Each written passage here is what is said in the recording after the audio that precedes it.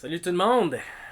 J'espère que vous allez bien. Je me présente. Mon nom est Bradley Maurice. J'ai le privilège d'être un des 4 pasteurs à l'église du Plateau Mont-Royal à Montréal. Une église que ma femme Émilie, par la grâce de Dieu, ont pu implanter il y a 8 ans. On a eu notre lancement en avril 2014 et là, par la grâce de Dieu, cette église, non seulement qu'elle survit, qu'elle s'épanouit, mais même septembre dernier, septembre 2021, on a pu même envoyer notre première église fille. L'église Hochelaga avec Quentin Barnard et son équipe. Ça pour nous c'est débile de penser qu'on est déjà arrivé là. Alors merci Seigneur, il a été tellement bon envers nous, envers cette église. Je me sentais appelé à implanter cette église. Je me le sens encore appelé. Alors c'est pourquoi je suis tellement content qu'on m'a demandé de vous parler de ce sujet, l'appel de Dieu. Je me souviens des années où je luttais avec cette question, est-ce que je suis appelé, à quoi je suis appelé, et je me souviens à quel point c'est difficile parfois de comme faire le tri de toutes les questions. C'est un sujet tellement nébuleux, alors j'espère par la grâce de Dieu de pouvoir peut-être vous éclairer un peu là-dessus, de vous partager un peu de mon expérience, de ce que j'ai vécu et surtout de la parole de Dieu pour qu'on puisse voir ensemble c'est quoi un appel de Dieu. Comment est-ce qu'on peut discerner cet appel?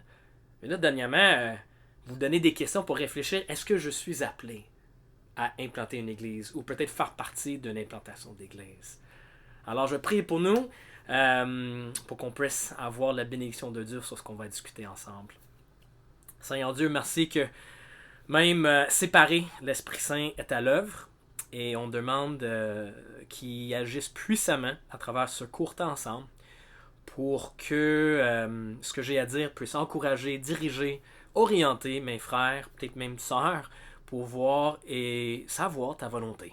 Que tu m'empêches de dire des choses qui ne seraient pas utiles, des choses qui seraient fausses, des choses qui ne sont pas de toi, et que tu t'assures que je dise uniquement ce qui va être bénéfique pour mes frères et sœurs, ce qui va les aider et ce qui va être vrai.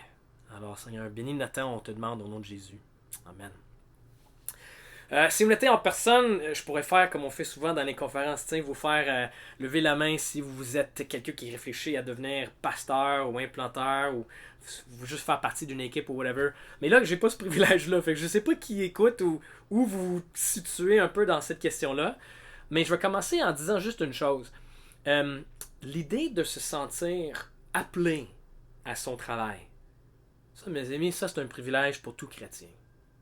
C'est pas juste pour les implanteurs, c'est pas juste pour les pasteurs. Tout chrétien a le droit et devrait se sentir appelé à ce qu'il fait. C'est les réformateurs comme Jean Calvin et Martin Luther qui soulignaient dans leur doctrine de la vocation, où ils disaient que tout travail a une valeur inhérente, a une dignité inhérente. Que ça soit celui qui est boucher, celui qui est architecte, celui qui est enseignant, la mère au foyer qui prend soin de ses enfants, qui change des couches, passe sa journée à changer des couches. Il y a une valeur incroyable là-dedans.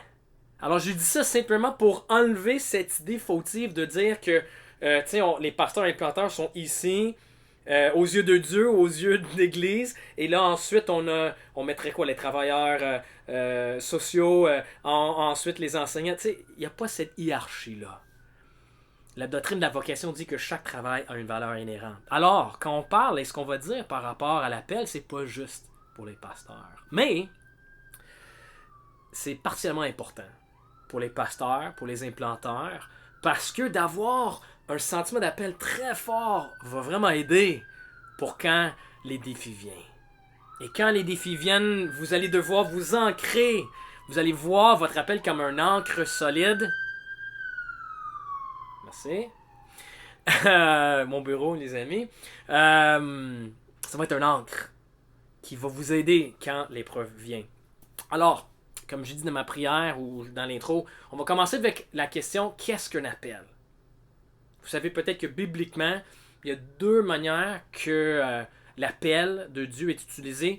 La première, c'est l'appel qui fait en sorte qu'on devient chrétien. Ce que moi j'appelle, ce que j'aime appeler théologiquement l'appel efficace. C'est la première étape dans le processus de quelqu'un qui vient à Dieu. C'est lorsque le cœur d'un élu est régénéré.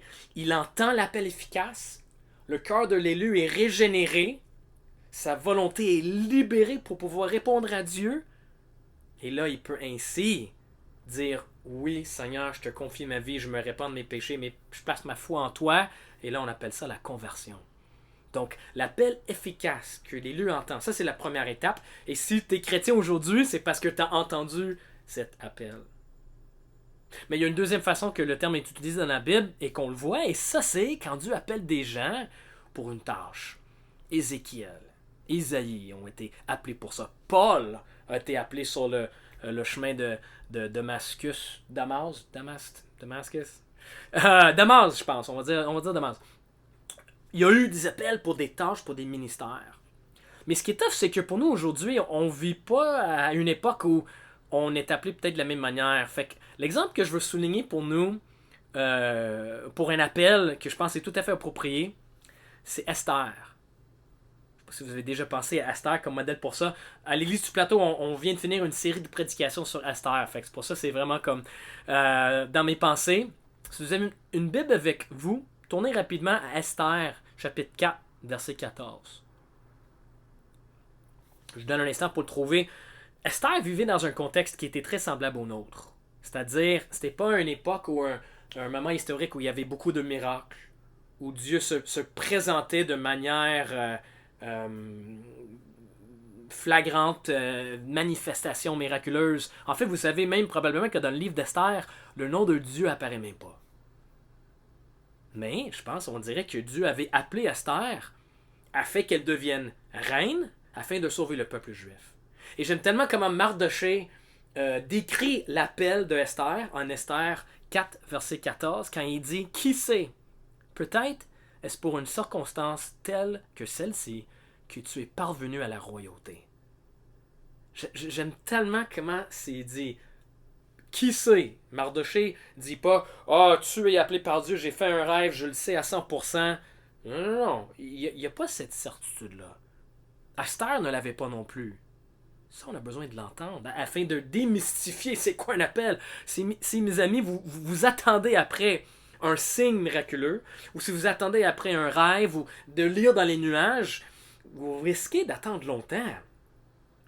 C'est pas comment Dieu appelle en général les gens aujourd'hui. Non, ce qu'il fait, c'est comme la manière qu'il appelait Esther, à travers les circonstances, à travers leurs dons.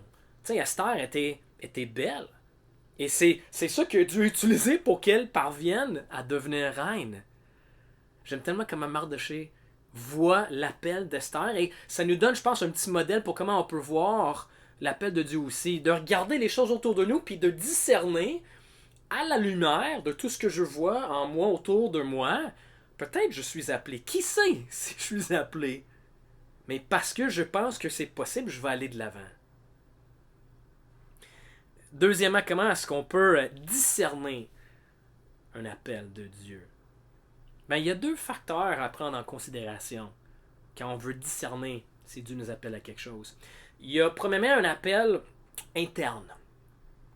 Un appel interne. C'est la partie où on regarde justement nous et nos circonstances pour voir un petit peu s'il y a des choses qui s'enlignent pour cela. Par exemple, as-tu les dons pour ça? Pour être pasteur, pour être implanteur, pour faire partie d'une équipe d'implanteurs. C'est important. Dieu t'a peut-être pas donné les dons pour ça. Peut-être qu'il t'a donné des dons pour devenir médecin. Ou peut-être des dons pour pour être en construction. Mais c'est pas random quand Dieu donne ses dons. Il les donne pour des raisons particulières. Fait que de regarder tes dons puis de dire « Hey, je suis donc bien fort en ça », c'est pas une pensée orgueilleuse de dire ça. Non, Dieu t'a fait comme tu es pour une raison. Fait que, premièrement, on veut garder les dons que Dieu nous a donnés. C'est important aussi de regarder les opportunités autour de nous. Est-ce qu'il y a des portes qui s'ouvrent pour cela? Là, quand on parle d'implantation d'église, écoute, les portes sont grandes ouvertes, il y a tellement de besoins partout. Mais c'est bon de réfléchir, y a-t-il une opportunité pour moi? Y a-t-il un besoin? Y a-t-il un besoin? Écoute, avant d'implanter l'église du Plateau, Émilie et moi, on a commencé à faire des marches de prière partout à Montréal. Puis là, on est tombé sur un quartier qui s'appelait le Plateau Mont-Royal. Puis là, on a découvert 104 000 habitants. plein d'artistes, plein d'intellectuels, plein de jeunes familles, plein d'étudiants. Pourtant, à cette époque-là, il n'y en avait aucune église francophone évangélique. Aucune. Là, il y en a deux. C'est pas beaucoup pour une population de 104 000 personnes dans notre arrondissement. Mais à cette époque-là, il n'y avait aucune. Il y avait une église allemande, une église chinoise. Pas une pour la population francophone du quartier. On a vu ça, puis on a dit, garde, le besoin est fou. C'est quelque chose qui nous a beaucoup touché. Quelque chose qui a contribué à notre appel. Donc, on veut regarder nos dons. On veut regarder les opportunités autour de nous. On veut regarder le besoin. Et dernièrement, on veut regarder aussi nos désirs. As-tu le désir pour ça? Encore une fois, Dieu ne donne pas nos désirs pour aucune raison. Et de regarder son cœur pour voir ce qui nous passionne, c'est pas la seule étape, mais c'est une étape importante. Si tu as zéro désir pour ça, mais c'est juste que tout le monde te mette la pression et tout le monde te pousse, c'est peut-être pas ce que Dieu veut pour toi. J'ai un ami, un des pasteurs en formation à l'Église du Plateau, un de mes meilleurs amis à l'Église, il est médecin. Il est doué, il est compétent, il prêche, il a tout. Mais il n'a pas le désir pour devenir pasteur. Il est très, très, très content d'être médecin. Et il va bientôt être nommé ancien à l'Église du Plateau. Mais si tu es appelé pour le ministère, je pense pas que tu peux faire ça. Je pense que tu vas toujours sentir un pincement de cœur comme « Ah non, je suis pas au bon endroit ». Tu vas toujours être un peu tiraillé. Si tu ressens ce genre de feeling d'être tiraillé constamment, c'est peut-être parce que Dieu t'appelle à ça. Si de devenir architecte va te laisser toujours un peu insatisfait parce que tu vas toujours penser à « Ah, si seulement je pouvais donner tout mon temps à l'Église pour servir Dieu, pour... » Ça, c'est peut-être un signe intéressant. C'était mon cas à moi. Tu sais, j'avais d'autres choses que j'aurais pu faire, mais je m'étais dit « Je vais être insatisfait à jamais si je n'implante pas une église. » Alors, regarde ses désirs, ses dons, les opportunités et les besoins. Et quand tu vois que les quatre s'enlignent ensemble, et boy, ça c'est un bon signe, ça. C'est un très bon signe. Okay? Fait que ça, on appelle ça l'appel interne. Mais là, il y a aussi un appel externe. Et ça, c'est quand on regarde pas nécessairement à l'intérieur de nous, mais on regarde à l'extérieur pour voir qu'est-ce que les autres disent. Qu'est-ce que les autres disent? Quand j'enseigne, quand je prêche, est-ce que les gens répondent à ça? Est-ce que ça touche les gens? Est-ce que, par la grâce de Dieu, il y a des fruits qui se produisent? Quand je partage l'Évangile, quand j'évangélise, est-ce que je vois que les gens ont tendance à, peut-être pas se convertir tout de suite, mais à écouter, à réfléchir, est-ce que Dieu m'a donné un don pour ça? Est-ce que les gens qui vous connaissent le meilleur reconnaissent les dons que vous pensez avoir? Tu sais, j'ai dit quels sont vos dons. Peut-être toi, tu as l'idée que tu as un don, mais si personne autour de toi confirme le don, encore une fois, c'est peut-être pas un bon signe. Est-ce que les gens qui te connaissent le meilleur reconnaissent ton appel, reconnaissent les mêmes dons? Mais là, est-ce que des gens qui te connaissent aucunement reconnaissent les mêmes choses? Et là, je parle de ce qu'on appelle assessment, l'évaluation, c'est-à-dire de se soumettre à un groupe d'hommes qui ont de l'expérience et qui vont essayer de regarder ta vie, ton ministère, ta famille, puis de t'aider à voir, peut-être je suis appelé pour ça. C'est une étape hyper importante. Parce que tu es peut-être capable de charmer, d'ensorceler tout le monde que tu connais autour de toi, mais là, tu arrives devant un panel de gars qui vont pouvoir te donner leur juste. Et ça, c'est ce qu'on veut. Moi, je me souviens, mon assessment que j'avais fait, c'était un des moments les plus difficiles de ma vie. Tu sais, tout le monde me disait, Brad, t'es un bon prédicateur. Tu sais, il m'encourageait. Puis là, il y avait un gars à l'assessment qui m'avait dit, je vous dis, il avait aucunement comme, diminué l'impact de ce qu'elle a dit. Il a dit, Brad, quand je t'écoute prêcher, mes oreilles saignent. You make my ears bleed. Il m'avait dit, hey, ça m'a fait de quoi? Ça m'a fait de quoi? Puis je me souviens quand on retournait chez nous à Montréal, la semaine c'était à Toronto, puis j'étais désespéré pour que Emily me permette de rebâtir mon identité parce que ça m'avait tué, mais c'était bon, elle a pas fait Elle m'a obligé d'aller à Dieu avec ça. Et ça m'a aidé les commentaires de la personne. Ça m'a aidé le assessment. Par la grâce de Dieu, les gars avaient quand même reconnu, ils m'avaient quand même encouragé pour aller implanter, mais il y avait des choses à travailler. Et sans ça, je pense pas que Lady du Plateau serait aussi en santé qu'elle est aujourd'hui. Sans le feedback de ces gars-là. L'appel externe se clarifie aussi avec le temps. Je peux vous dire que je me sens plus appelé aujourd'hui en tant qu'implanteur qu'il y a 8 ans, parce qu'avec le temps, ben, on voit que les choses se concrétisent. Avant qu'on fasse les rencontres chez nous, les rencontres d'introduction, je me dis, est-ce que quelqu'un va venir? Est-ce que je vais être tout seul? Mais là, quand les gens venaient, quand l'église commençait, quand on a eu notre lancement, ça se concrétise avec le temps. Mais mes amis, peut-être que l'église du plateau aurait fermé ses portes après 3 ans. Parce que c'est possible que Dieu nous appelle aussi pour une saison. C'est possible que Dieu va vous appeler pour partir à une église qui ne va pas durer très longtemps, qui va se fermer, et que là, Dieu va dire « Good job, bon et fidèle serviteur ». Ça, c'est important. C'est pas ce qu'on veut entendre, mais c'est important. Ézéchiel et Isaïe, leur appel a changé aussi à plusieurs moments. Donc, je vous encourage à ne pas vous laisser décourager par la crainte de l'échec. Parce que si on suit l'appel de Dieu, il n'y a pas d'échec. Si notre identité est en Jésus-Christ, mais ça veut dire que notre performance, les résultats, c'est pas ça qui détermine qui nous sommes en tant que personne. On est libre de ça. On est libre de voir que Dieu nous appelle pour quelque chose qui est peut-être différent de ce qu'on aurait peut-être envisagé, mais que Dieu, par sa grâce, va utiliser de manière incroyable. Dernièrement, suis-je appelé? Voici les questions que je vais vous donner à réfléchir. Vous savez, dans le Nouveau Testament, on a 2 listes, 1 Timothée 3 et Tite 1, des critères qui sont donnés pour ceux qui seraient appelés à devenir pasteur ou implanteur.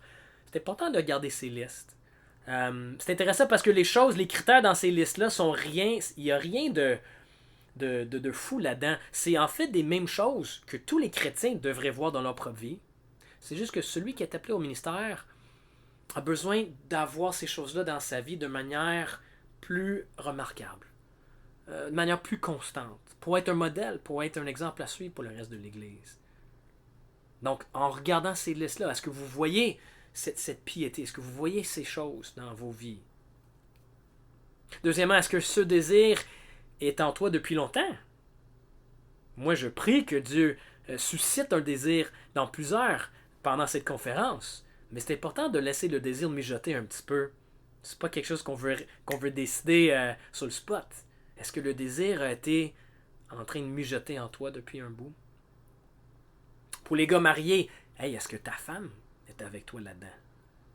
Hey, si t'es marié, le fait que ta femme est là ou pas là, c'est un des meilleurs comme thermomètre, baromètre pour déterminer l'appel de Dieu. Parce que si ta femme dit non, jamais de la vie, ben c'est tough. T'as beau vouloir diriger ta famille, diriger ta femme, mais de la forcer, ça va pas marcher, man. T'sais, pas du tout. Et même si elle dit ah, ça m'intéresse pas du tout, mais je vais te suivre. Non. Non, parce que c'est un peu un appel à deux aussi. Parce que ça change toute ta vie. Toute la vie est impactée par ça. Donc, est-ce que ta femme ressent un peu le même appel? Peut-être pas au même niveau. Peut-être toi, t'es ici, puis elle est ici. Mais tant qu'elle n'est pas au zéro, c'est bon. Vous pouvez cheminer ensemble avec ça. Quelques questions aussi qui sont peut-être plus pertinentes pour celui qui pense implanter. Si tu penses implanter, est-ce que tu aimes évangéliser? Parce que mon gars, man, tu vas faire pas mal d'évangélisation au début. Il n'y a rien qui existe, il n'y a pas de ministère, il n'y a pas de counseling, c'est juste toi, ton quartier, l'évangile, let's go. Si toi tu te dis ça m'intéresse pas, l'implantation d'église n'est peut-être pas pour toi. L'implanteur est un évangéliste. Et je sais, les pasteurs, 2 Timothée 4, tout pasteur est censé être évangéliste, mais surtout l'implanteur. Parce que non seulement qu'il y a besoin d'évangéliser, mais il y a besoin de créer une atmosphère d'évangélisation dans l'implantation d'église. Une autre question pour l'implanteur. As-tu une fibre entrepreneuriale? T'aimes-tu commencer des choses? Parce que c'est quelque chose que tu vas faire beaucoup. Tout doit être commencé. Donc un implanteur, celui qui est appelé implanté, va voir en lui un désir de partir des projets. Il n'est pas intimidé quand il y a personne déjà inscrit. Il est pas en panique quand il y a une rencontre de prière, puis il y a peu de gens qui viennent parce que tout est à construire. Puis si ça ne t'intimide pas, ça c'est un excellent signe. Est-ce que, ou qu'est-ce que tu penses de faire de la levée de fonds? Peut-être une question qui tue. Les amis, pas mal de levée de fonds à faire quand tu pars à une église. C'est pas une question d'avoir un gros réseau, c'est pas une question d'avoir toutes sortes de dons, mais t'es-tu ouvert à le faire? T'es-tu ouvert à faire confiance à Dieu pour ton salaire, pour l'argent pour l'église, de demander de gens de contribuer par la foi à ton projet? Il va en avoir pas mal. Et la dernière chose, la dernière question que je poserais pour celui qui réfléchit et implanté, t'es-tu en réaction à ton église actuelle? Y a-t-il une partie de toi qui vise l'implantation parce que tu veux te fuir un petit peu de ce que ton église fait? Tu as l'idée dans ta tête de l'église de rêve et si seulement tu pouvais partir quelque chose de nouveau, ça va être incroyable. Y a-t-il quelque chose en toi qui juste veut son indépendance? Si oui, je te dirais de faire attention. De faire attention. Parce que les gars qui partent de nouvelle église en réaction, on est toujours un petit peu en réaction, on s'entend, mais si tu penses que tu vas pouvoir partir l'église parfaite, tu vas être déçu. Si tu penses que c'est toi qui vas pouvoir faire un meilleur job que tous les pasteurs qui t'ont précédé dans ton ancienne église, c'est important de faire attention à l'orgueil puis aux raisons qui nous poussent à peut-être implanter. Dernière chose pour terminer, on vit à une époque où on a ce que j'appelle la tyrannie du choix. Tellement de choix. Vous avez peut-être 6 carrières potentielles devant vous en ce moment. Comment choisir? Voici ce qu'il faut faire. Faites un pas. Faites quelque chose. Commence à prêcher. Demande à vos pasteurs leur avis. Puis comment tu peux commencer à servir. Faites un pas. Et peut-être la journée Ascension, c'est un beau pas déjà que vous faites, mais faites un pas, puis garde ce que Dieu fait. C'est aussi simple que ça. Dieu ne révèle pas sa volonté quand on est oisif, quand on est dans notre chambre tout seul. Non, c'est lorsqu'on est en mouvement, lorsqu'on est dans l'action. Alors faites un pas. Et je prie que Dieu, en utilisant ce pas, qui t'appelle au ministère, qui t'appelle à implanter des églises. Mes amis, il n'y a pas d'investissement meilleur que tu peux faire avec ta vie. Je vous dis, pour l'avancement, de donner toute ta vie, tes meilleurs jours, tes meilleures heures, pour l'avancement du royaume de Dieu au Québec, il n'y a rien de mieux. Il n'y a rien de mieux, je vous le dis. J'ai dépassé mon temps, je vous demande pardon. Je vais prier rapidement pour terminer. Seigneur Dieu, merci pour ce court temps. Et je prie que les choses que tu as dit à travers moi, que tu les appliques au cœur et que tu appelles des gens implantés ou à faire partie d'une équipe d'implantation. Je prie ça au nom de Jésus. Amen. Amen. Merci. Bonne journée.